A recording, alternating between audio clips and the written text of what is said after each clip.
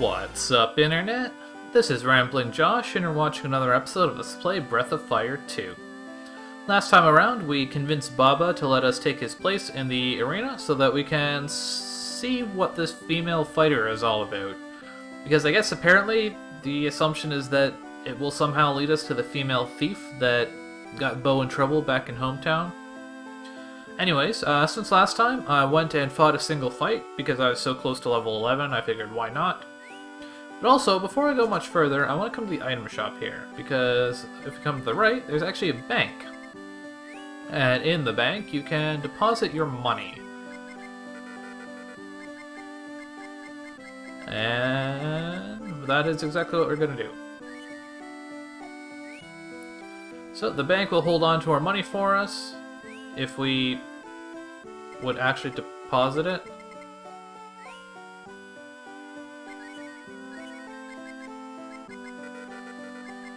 Oh, right, okay. The bottom is how much you're actually depositing. Okay. So, now we don't have any money in our hand, but that's a good thing.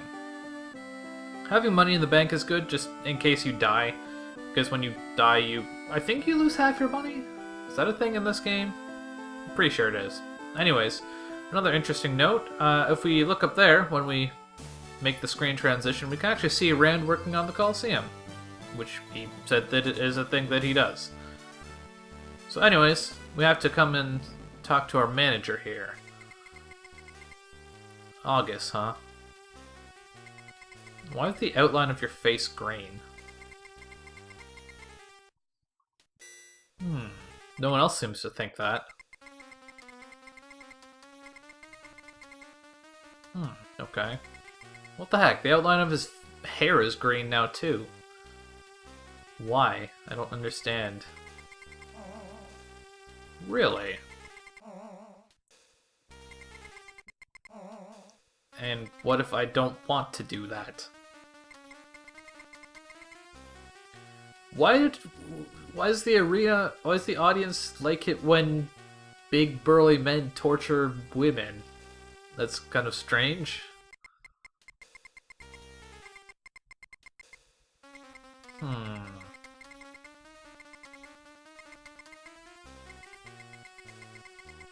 Really?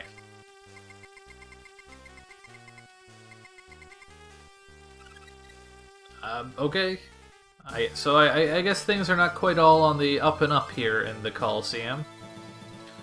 So anyways, the next order of business is to come over here to the locker rooms. This is not our locker room. But if we examine this chest here, we can say hello to our opponent, who, as we can quite clearly see, is not in fact the female thief from hometown, shockingly enough. There are in fact more than one female in this world. And she's a feisty one. So anyways, over here in our locker room, we can grab 1,000 zenny.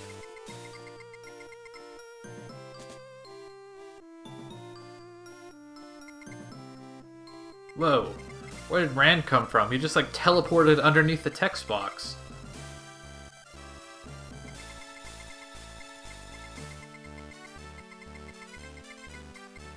I don't know about that.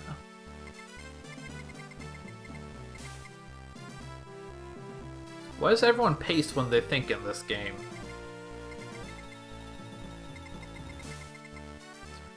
And this is why we made a point of depositing our money, because Rand takes it all, including the 1,000 zenny that August gave us. Well, I mean, there's still needles, but I mean, I guess that's not gonna hurt quite as much as, you know, the poison. Wow, he bought those antidotes real quick.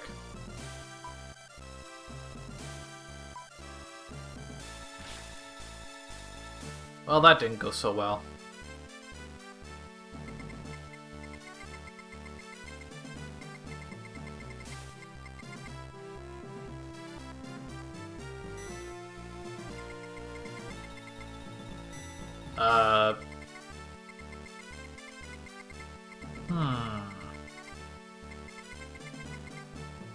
Take it, take it, take it. I guess I don't have much choice. Okay. I guess it's time for the fight.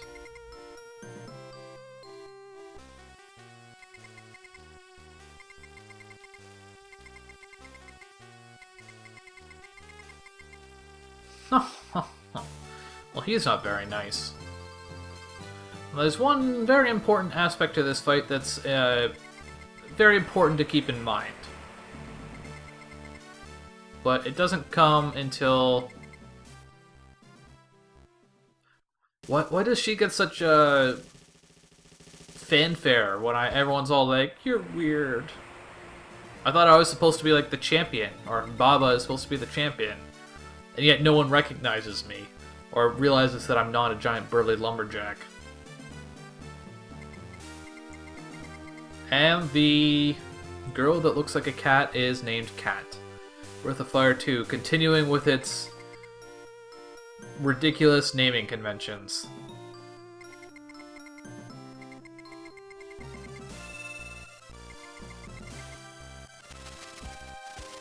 So here we fight Cat. And that is actually an ability that... Wait, Babaderu lost his strength? Why is my name Babaderu? I guess that's a mistranslation that I just never noticed. But yeah, that's an ability that Cat actually has. It's called Taunt. And it makes an enemy more likely to attack you. But in this case, you know, I control who I attack, so it's not really the case. That actually kind of hurt. This is not a hard fight, though. The most dangerous... Like, she spends a lot of her time just making you not do as much damage, which isn't really all that relevant. Now then. Be careful. Knock her out. Okay, so, we talked about this, us and Rand. We have to knock her out. But what a lot of people don't realize is that this actually is a thing that you can do that involves a controller input. So if you hold up, you can kind of push her out of the way, and she isn't hit by any of them. Whereas if you just kind of advance through the text boxes like normal, and don't press up, then she does get poisoned, and it doesn't make a big difference in the long run, but in the short run it makes a huge difference, and we'll see why soon enough.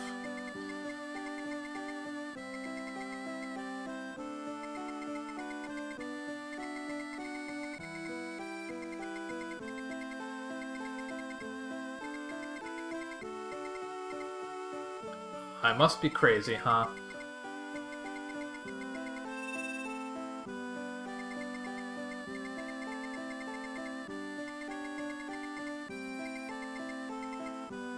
Indeed. So, Cat joins us. And the idea here is that we have to go deal with August. But what's interesting is that... Wait a second.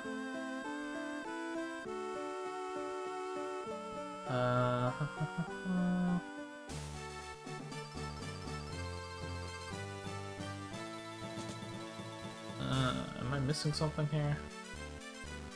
Thought I was. I guess not.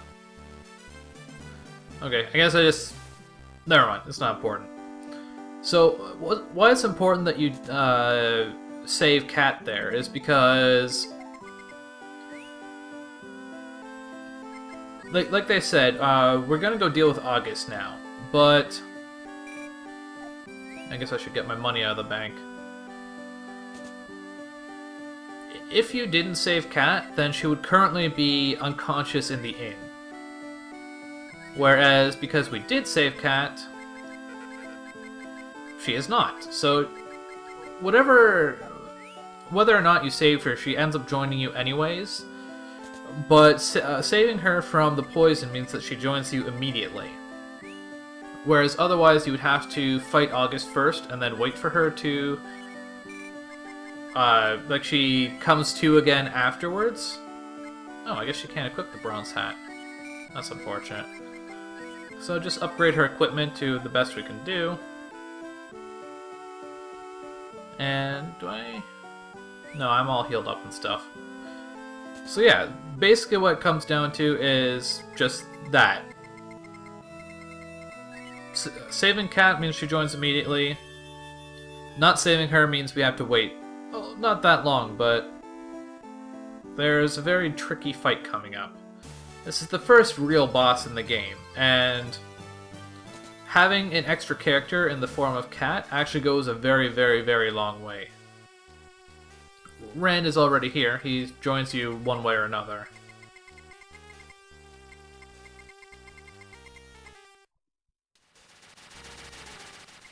And he is a giant brown thing with 2 clubs.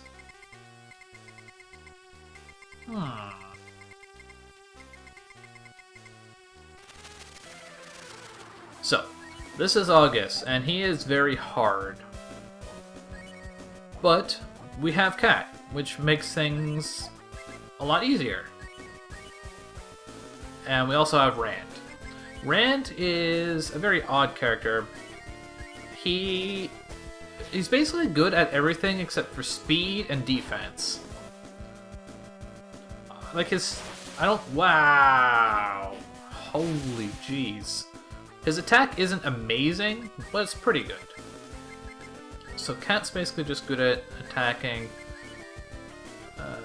Actually, I should rearrange my order here. Rand is really slow, so I need to try and heal Ryu before then.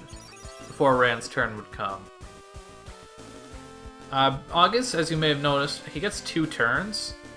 I was kind of hoping Guts would happen before the herb, but I guess not. So I'll have Cat healed because Ryu is obviously a much higher level. So Rand, he often functions basically as a healer, but it's kind of hard to do that just because he's so slow. Ideally, you want to heal before attacks go off, not afterwards. But it is what it is. So I think I'll do here is that. So yeah, because August goes twice, having just Ryu and Rand can be a pretty tricky business. Ow. Why did that do so much less damage than the first time he saved strength? Is it like based on his HP or something? Also, this guy has not hit anyone but Ryu. But yeah, having a third character means that you can kind of react to what August does a lot better. Because it means you have extra people to words. You have extra people to heal with, that's what I'm trying to say. So Rand's, his special ability is called Wake. And I want to make sure that everyone's alive when August is killed just because, well, experience mostly, but especially Cat. So what Wake does is it has a chance to bring someone back to life with 1 HP. Like that.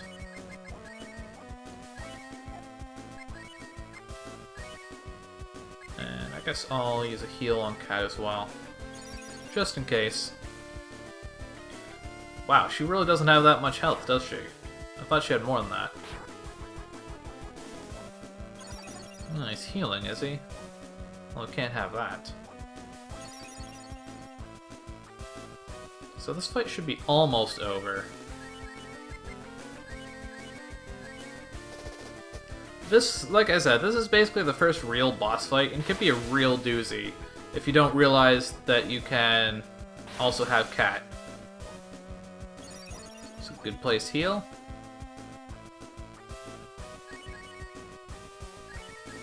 I think I'll just go attack with Rand as well. If you don't have Cat, you can really get into a nasty like healing loop where you're basically just spending all your time healing and not doing any damage. Wow, Cat leveled up twice from that. But even if you spend every turn with Ryu and Rand healing, just because you got bad luck or something, like, August has 2 turns, so you can always heal his damage using 2 of your own turns. So that leaves at least 1 person to attack, so you don't really have to worry about getting into that kind of healing loop with 3 characters. That's what it ultimately comes down to.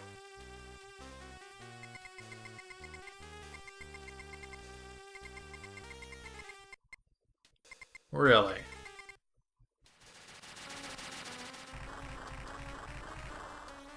Well, that was dramatic.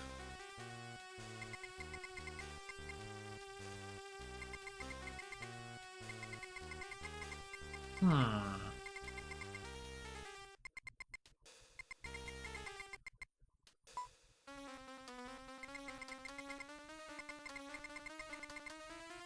Hmm.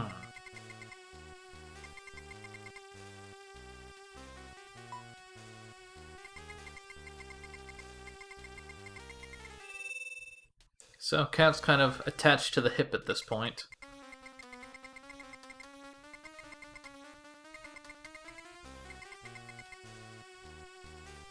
So, we have our little ragtag team here. We could buy some equipment for Rand, I think. But ultimately, we're not going to worry about it. But I think... Yeah, I'll stay at the inn real quick.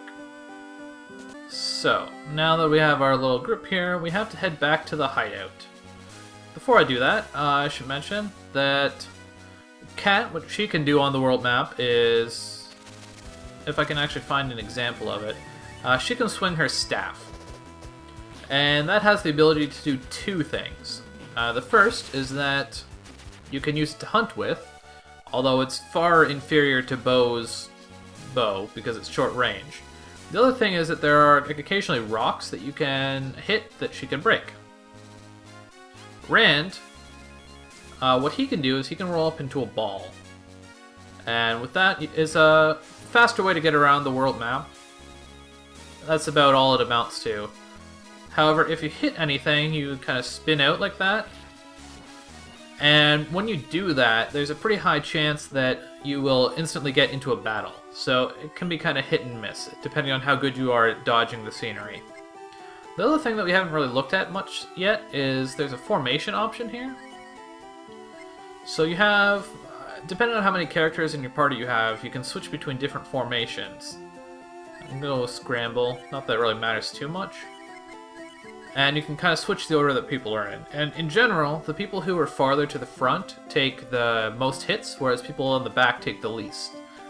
So in this case, Cat has significantly less health than both characters. I think she probably has much less defense too. So we try and put her in the back. Anyways, to the hideout. And here we are. They're my friends. I'm not really sure why we decided to come back to the hideout here. I guess Rand decided it was a good idea to hide. And Cat's just like, I love Ryu, I'm gonna follow him everywhere.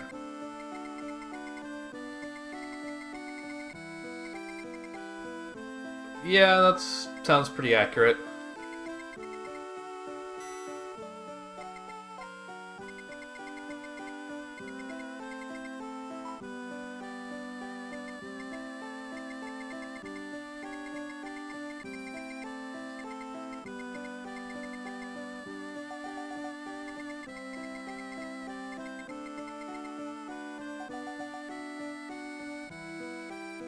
So, they basically decide to just kind of tease us and give you Rand for like 2 fights.